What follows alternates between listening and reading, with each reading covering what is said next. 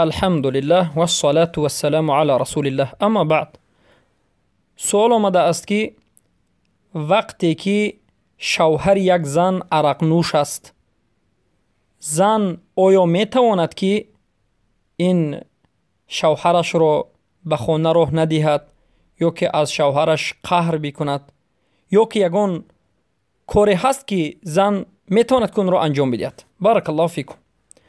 البته زن و مرد وقتی که مسلمان هستند به بالای همدیگر حق و حقوق ها دارند و یکی حق زن به بالای مرد این است که مرد به بالای زن در حالت نوشیدن شراب نآید و دین خودش را ناقص نکند. این حق است.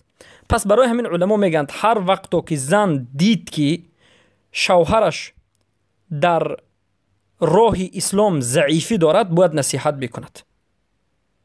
البته عرق خوردن را ما نمیگوییم که انسان کافر شده است، چرا که این گناه کبیره است، به نهایت گناه بزرگ است، اما کافر نشده است.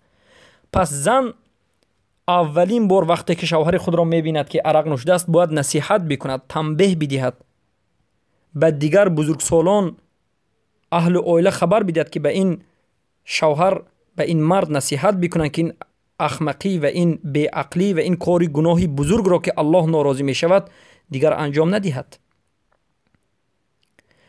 و وقتی که بعد از این بار دیگر انجام می دهد، البته زن حق دارد که از منزلش اگر تواند که منزل این زن باشد، از منزلش شوهر را دور بکند یا که از نزد شوهر برود، قهر بکند. یعنی ما به عرف عادت خود تاجیکی میگیم قهر بکند، به نزد پدر و مادرش رود و شرط گذارد که همان وقت من به نزد توی شوهر باز میگردم و زن تو میشوم، همراه زندگی میکنیم که در دینت مستقیم باشی، صاحب دین باشی، صاحب تقوا باشی و شرابخوری را ترک نمایی.